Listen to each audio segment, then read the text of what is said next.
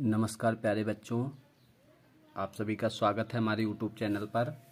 और एक बार पुनः हम फिर से हाजिर हैं आपके लिए 2024 की परीक्षा के लिए बहुत ही इम्पॉर्टेंट क्वेश्चन की सीरीज लेकर। तो देखते हैं, क्लास 12 लिटरेचर है।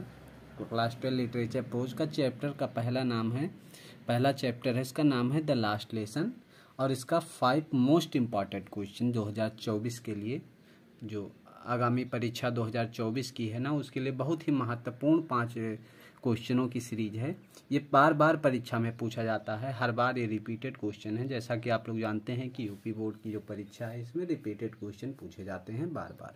ठीक है बेटा, तो चलिए देखते हैं पहला क्वेश्चन बिना देरी किए हुए। तो आपका पहला क्वेश्चन आपका ये रहा। तो पहला क्वेश्चन कह रहा whom did M Hamel blame for the ignorance in studies and why. ठीक है, और इसी में दूसरा क्वेश्चन भी पूछ सकता है, कह रहा whom did M Hamel blame for not paying proper attention to study of French.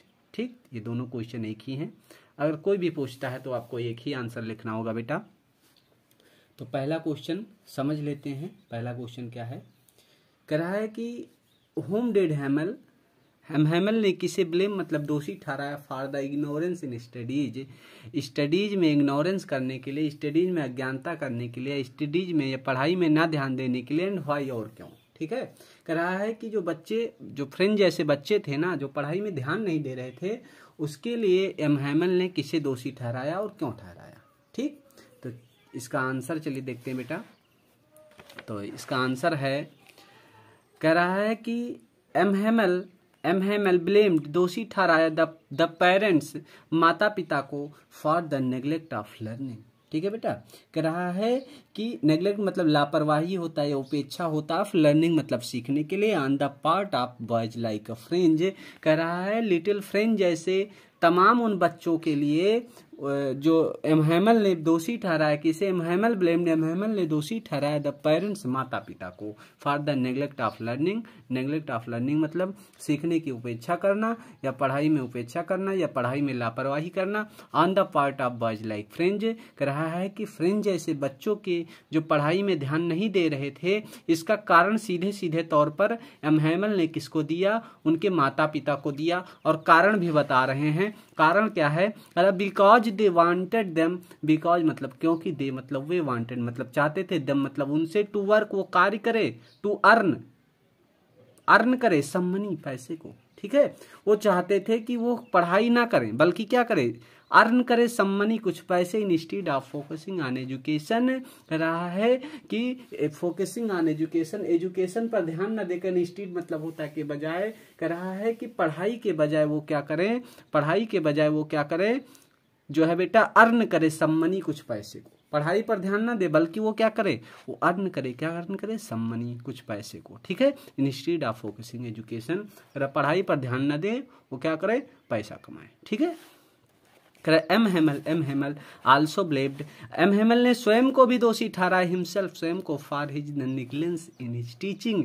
जो क्या कर रहे थे, अपने टीचिंग में नेग्लेंस कर रहे थे बेटा, अपनी टीचिंग में उपेक्षा कर रहे थे, अपनी पढ़ाई में वो जब पढ़ाते थे तो उसमें क्या करते थे, लापरवाही कर रहे थे। वो लापरवाही किस प्रकार की कर रहे थे वो देखिएगा। He made the boys work in his garden, वो क्या करते थे, वो बच्चों को अपने बगीचे में कार्य दे देते थे। कहते थे बेटा ऐसे जाओ, फूल में पानी डालो, ऐसे करो, ये करो, वो करो। ठीक है, तमाम वर्क दे दिया करते थे। तो अब वो खुद को भी क्या कर रहे हैं, ब्लेम कर रहे हैं। He made the boys work in the garden, वो अपने बच्चों को क्या कराते थे, जो पढ़ने वाले बच्चे थे, लाइक फ्रेंच, लिटिल फ्रेंच जैसे बच्चों को वो क्या करते थे, इन वर्क इन गार्डन, वो गार्डन में वर्क दे देते थे। एंड व्हेनेवर, और जब कभी ही गो टू फिशिंग, उन्हें जब मछली पकड़ने के लिए जाना होता था, he gave them a holiday, तो उन बच्चों की क्या कर देते थे, छुट्टी कर देते थे। ठीक है बेटा, समझ गए। तो इसका सीधा सीधा तौर क्या कर रहा है, M Hamel blame the parents, M Hamel ने पेरेंट्स को ब्लेम किया for the negligence of learning, जो पढ़ाई की उपेक्षा कर रहे थे बच्चे, जो लापरवाही कर रहे थे, लाइक लिटिल फ्रेंच, छोटे फ्रेंच जैसे तमाम बच्चे जो थे, उनको पढ़ाई में उपेक्षा करने के लिए, पढ़ाई में लापरवाही करने के लिए एम हैमल ने माता पिता को और स्वयं को, ब्लेम्ड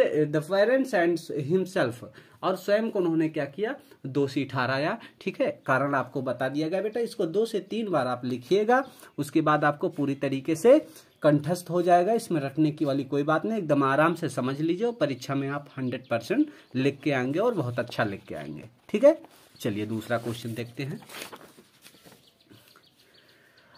दूसरा क्वेश्चन है बेटा, कह रहा how did French feeling about Hamel and school change. कह रहा है एम हेमल जो little how did little French, कह रहा है जो लिटिल फ्रेंच है ना बेटा, जो फ्रेंच है उसका फीलिंग क्या हुआ M Hemal and school change. कह रहा है कि एम हेमल के बारे में और स्कूल के बारे में जो फ्रेंच था ना उसका क्या हो गया। ठीक है, उसका जो है बेटा उसका चेंज कैसे हुआ, उसका बदलाव कैसे हुआ, क्या सोचने लगा, उसका परिवर्तन कैसे आया, इसमें पूछा है क्वेश्चन में सीधे तौर पर। तो कह रहा है फ्रेंच वाज शॉक्ड, फ्रेंच जो है आश्चर्यचकित हो गया। व्हेन ही हियर्ड, जब उसने सुना that M Hamel was leaving the school, that मतलब कि एम हेमल वाज लीविंग, छोड़ रहे हैं, छोड़ के जा रहे हैं, द स्कूल, स्कूल को फॉरएवर, हमेशा के लिए। हिज फीलिंग नाउ चेंज, तो हिज फीलिंग, उसके जो फील था बेटा, उसको जो महसूस कर रहा था उसमें क्या हुआ, नाउ चेंज, वो बदलाव आ गया, टुगेदर, एक साथ। वो cursed himself for not learning his lesson, वो कर्ज करने लगा, वो श्राप करने लगा, वो अपने आप को दोषी ठहराने लगा, स्वयं को ब्लेम करने लगा। कर्स हिमसेल्फ फॉर नॉट लर्निंग, वो जो उसने जो पाठ को नहीं पढ़ा था, हिज लेसन, अपने पाठ को जो नहीं पढ़ा था, उसके लिए वो स्वयं को ब्लेम करने लगा, वो अपने आप को कोसने लगा, कर्स करने लगा, कोसने लगा, हिमसेल्फ, स्वयं को, for not learning his lesson, उसने क्या किया था, जो learning not learning his lesson, जो उसने पढ़ाई नहीं किया था, जो अपने पाठ को नहीं पढ़ा था, उसके लिए वो कर्स करने लगा, किसको, स्वयं को। He forgot all about M Hamel, he forget, वो भूल चुका था, ऑल अबाउट, सभी बारे में, एम हेमल्स के रूलर, जो शासक, जो एम हेमल क्या करते थे, जो दिखाते थे, बच्चों को डराते थे, उनके हाथ में एक लोहे का रूलर होता था। एंड हिज क्रैंकली नेचर, और उनके क्रैंकली नेचर को, उनके चिड़चिड़े स्वभाव को, क्रैंकली नेचर मतलब चिड़चिड़े स्वभाव को। ठीक है बेटा, कह रहा है एम हेमल, अब क्या हुआ, जब एम हेमल ने सुना कि जो हमारे जब लिटिल फ्रेंच ने सुना कि एम हेमल क्या है, वो जाने वाले, हमेशा के लिए जाने वाले हैं, तो उसका स्कूल के बारे में और एम हेमल के बारे में उसका जो बदलाव था वो बहुत ही परिवर्तन हो चुका था। पहले वो डरता था, पहले वो पढ़ाई नहीं करता था, वो बाहर घूमने चला जाता था, ठीक है, गार्डन में चला जाता था, इधर उधर घूमने लगता था, वो अंडे गिनने लगता था चिड़ियों के, लेकिन जब उसने सुना ना तो वो कोसने लगा। चलिए दोबारा देख लेते, कहता फ्रेंच वाज शॉक्ड, फ्रेंच क्या हो गया बेटा, शॉक्ड हो गया, व्हेन, जब, ही हियर्ड, उसने सुना, that M Hamel was leaving, कि एम हेमल जा रहे हैं, the school forever, M Hamel school को छोड़कर हमेशा के लिए जा रहे हैं। His family now changed, his feeling was now changed, तो उसका जो फीलिंग था, ठीक है बेटा, वो क्या हो रहा था, वह जो है बदल चुका था। ठीक है बेटा, उसका जो फील था ना, अब वो बहुत अच्छा महसूस नहीं कर रहा था। अभी तक वो स्कूल से भागता था, डरता था, लेकिन अब वो बदल चुका था बेटा। टुगेदर, एक साथ ही, कर्स्ड हिमसेल्फ, वो अपने आप को कोस रहा था, for not learning his lesson, जो उसने पढ़ाई नहीं की थी, अपने पाठ नहीं पढ़े थे, उसके लिए। He forgot all about, वो सब कुछ भूल चुका था एम हेमल्स रूलर, एम हेमल्स के शासन के बारे में, एंड हिज क्रैंकली नेचर, और उनके चिड़चिड़े स्वभाव के बारे में, हर चीजें वो एम हेमल की भुला चुका था। अब वो यह सोच रहा था किसी भी तरीके से एम हेमल हमारा विद्यालय छोड़ के न जाए। ठीक है, क्वेश्चन नंबर 3 देख लेते हैं बेटा, ये बहुत ही महत्वपूर्ण क्वेश्चन है बेटा, आप लोग इसको लिख लीजिएगा, 2-4 बार रिवीजन कर लीजिएगा, बस आपको कंठस्थ हो जाएगा।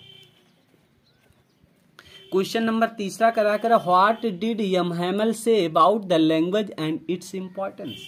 ठीक है, करा व्हाट डिड एम हेमल से, एम हेमल ने क्या कहा, अबाउट द लैंग्वेज, भाषा के बारे में, एंड इट्स इंपॉर्टेंस, और इसके महत्व के बारे में। ठीक है, एम हेमल ने भाषा के बारे में, उसके महत्व के बारे में क्या कहा। ठीक है, तो चलिए देखते हैं। कह रहा M Hamel told them, M Hamel ने उन्हें बताया, दैट की French was the most beautiful language, M Hamel ने उन्हें बताया कि जो फ्रेंच भाषा है ना, was the most beautiful language, वो सबसे ही जो है खूबसूरत लैंग्वेज है, सबसे खूबसूरत भाषा है इन द वर्ल्ड, इस संसार में। ठीक है, एम हेमल ने कहा कि जो फ्रेंच भाषा है ना, was the most beautiful language, वो क्या है, ब्यूटीफुल लैंग्वेज है, बहुत ही सुंदर, बहुत ही खूबसूरत लैंग्वेज है इन द वर्ल्ड, इस संसार में। इट वाज द क्लियरेस्ट, ठीक है। It was the clearest, clearest मतलब स्पष्ट होता है बेटा, कह रहा यह बहुत ही स्पष्ट है, and the most logical language, और लॉजिकल मतलब तार्किक होता है, लैंग्वेज मतलब भाषा,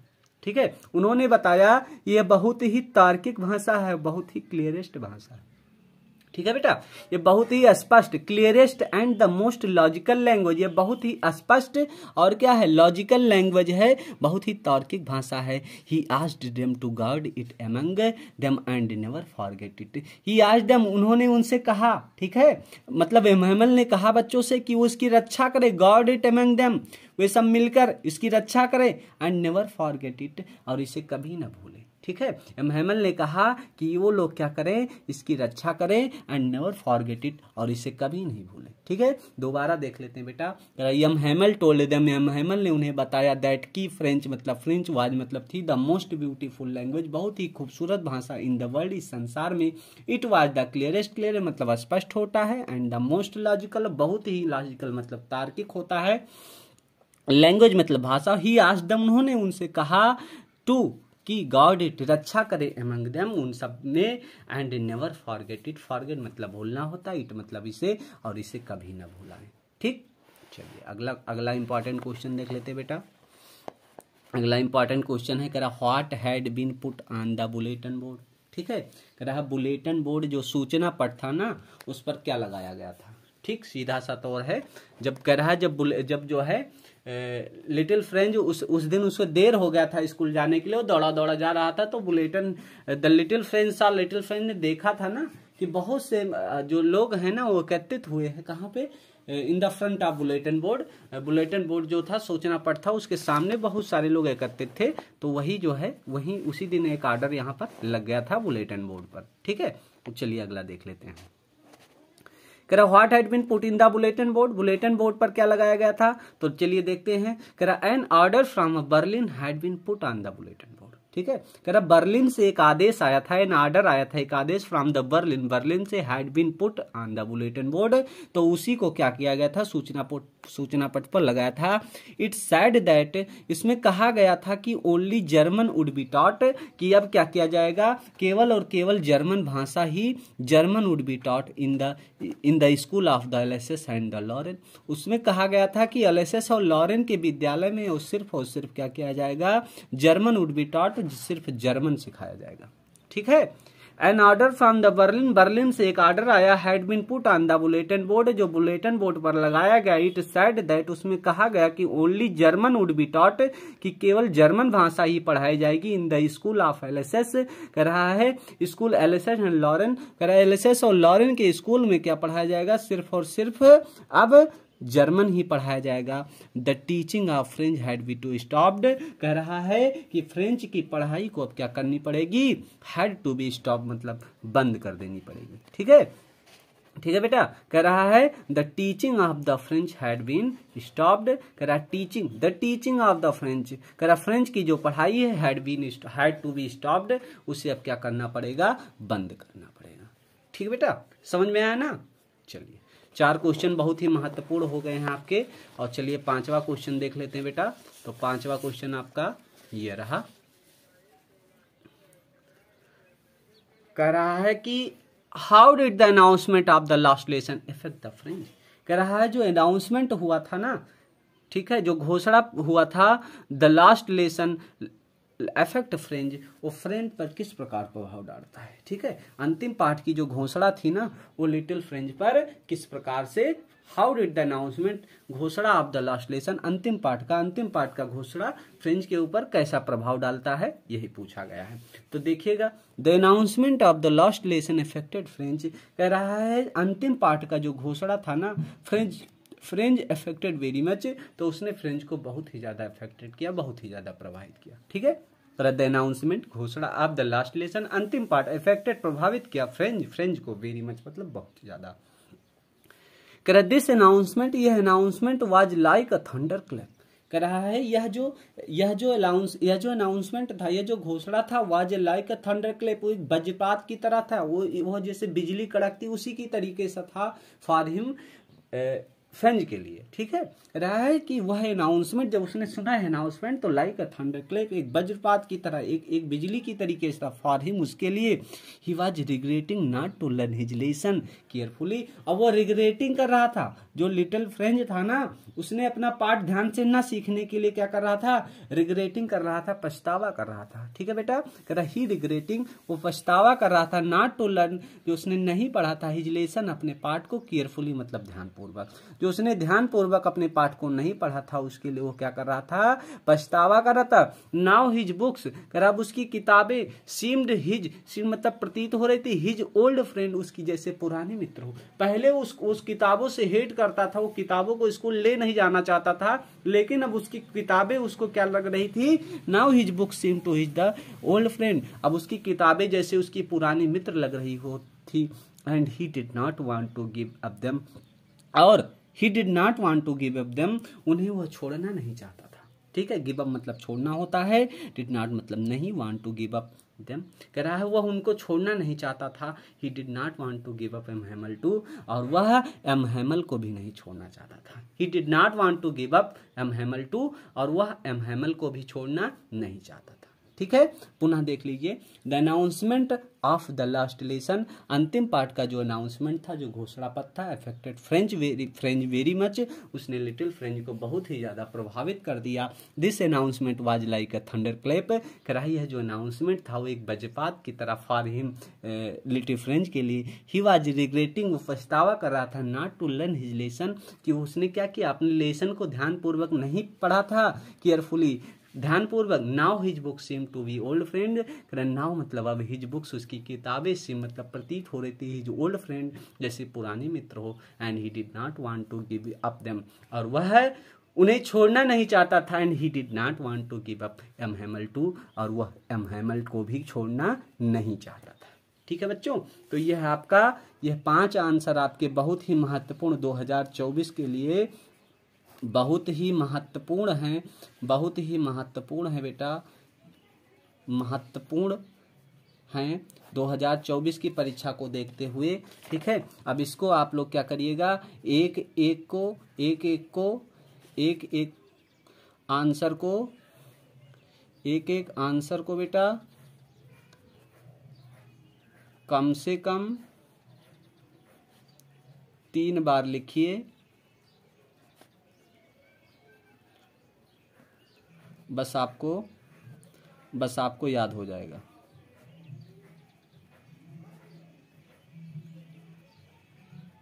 ठीक है बेटा। बस आपको तुरंत ये सारे याद हो जाएंगे। इसको आपको क्या करना है, बार बार लिखना है, बार बार लिखना है, बार बार लिखना है, रटना नहीं है, रटना नहीं है, ठीक है, रटना नहीं है, ठीक बेटा, रटना नहीं है आपको। इसको क्या कर रहा है, लिखना है, बार बार लिखना है, ठीक है। इसको बार बार आपको लिखना है, रटने की कोई जरूरत नहीं, आप रटेंगे नहीं इसको बेटा, ठीक है। और लिखने से आपके देखिए, लिखने से क्या क्या होता है, लिखने से जो आपकी मिस्टेक करते हैं आप, मिस्टेक जो क्या करते हैं, जो स्पेलिंग फॉल्ट करते हैं आप लोग, जो स्पेलिंग फॉल्ट करते हैं, जो स्पेलिंग फॉल्ट होता है ये नहीं होगा, ठीक है बेटा। ये मिस्टेक आपके पास समय रहेगा, आप क्या करेंगे, आप लिखेंगे, उसके बाद आप इसको मिला लेंगे अपने से कि मैंने सही लिखा है, गलत लिखा है। जो भी गलती आप कर रहे हैं उसको दोबारा क्या कर सकते हैं, सही कर सकते हैं, ठीक है बेटा। तो पहली बात तो आपको क्या करना है बेटा, इसको रटना नहीं है। दूसरी बात, रटना, जब रटेंगे नहीं तो आप लिखेंगे, और लिखेंगे तो आपका जो मिस्टेक, जो स्पेलिंग मिस्टेक कर रहे हैं वो आपकी नहीं होगी। और दूसरा है, आपको क्या हो जाएगा, याद हो जाएगा, ठीक है, याद हो जाएगा। लिखते लिखते राइटिंग में आपका सुधार हो जाएगा, ठीक है बेटा, राइटिंग में सुधार हो जाएगा। आप रटके जा रहे हैं परीक्षा में, आप देखिए, आप रटकर जा रहे हैं, रटकर जा रहे हैं परीक्षा में, ठीक है। अब रटकर जा रहे हैं परीक्षा में, आपने पहले कभी लिखा ही नहीं है, पहले नहीं लिखा है, सिर्फ वहीं आपने रटा और वहां पर पहुंच गए, ठीक है। अब पहुंचते ही वहां भूल गए, स्पेलिंग नहीं याद आ रही है, स्पेलिंग नहीं याद आ रही है, ठीक है। तो ये सारी गलतियों से बचने के लिए आपको क्या करना है बेटा, इसको रटना नहीं है, ठीक है। इसको क्या करना है, रटना नहीं, इसको बार बार आपको लिखना है। और लिखने से आपको क्या होगा बेटा, स्पेलिंग मिस्टेक चली जाएगी, आपको बहुत अच्छे तरीके से आ जाएगा, ठीक है। और आपको क्या करना है, राइटिंग आपकी सुधर जाएगी। आप परीक्षा में बैठेंगे ना तो ये नहीं कि यार याद तो किए थे भैया, ऐसा है, याद तो किए थे लेकिन अब याद नहीं आ रहा है। पहले एग्जाम के पहले घर पे तो दिनों रात रट्टा मारे, खाते हुए रट्टा मारा, पढ़ते हुए रट्टा मारा, नहाते हुए रट्टा मारा, हर चीज करते हुए रट्टा मारा, लेकिन ऐन वक्त पे परीक्षा के समय पर सब गुड़ गोबर हो गया भैया। ठीक है, ऐसा नहीं करना है आपको। आपको क्या करना है, रट्टा नहीं मारना है, इसको रिपीट करना है, बार बार लिखना है, बार बार लिखना है। खाली समय मिलेगा रफ कॉपी उठा के आप क्या करिए, लिखना आरंभ कर दीजिए। मेरा वादा है आप 1 हफ्ते ऐसा करिए और आप स्वयं बताएंगे कमेंट सेक्शन में कि सर जी हमने आपकी ट्रिक अपनाई है और हमें बहुत अच्छी तरीके से आ गया। ठीक है बेटा, तो आप ऐसा करिएगा। और अगली वीडियो हम आपके लिए मोटिवेशन वीडियो लेके आएंगे और उसमें आपको बताएंगे कि पढ़ाई कैसे करना है। ठीक है, पढ़ाई के लिए महत्वपूर्ण चीज़ें कैसी है, कब पढ़ना है, कितने घंटे पढ़ना है, कैसे पढ़ना है, नींद हमें आती है पढ़ते वक्त, पढ़ाई मन नहीं लगता है, ये सारी चीज़ें आपको बताई जाएगी। ठीक है बेटा, तब तक के लिए धन्यवाद। पढ़ते रहिए, हंसते रहिए, मुस्कुराते रहिए।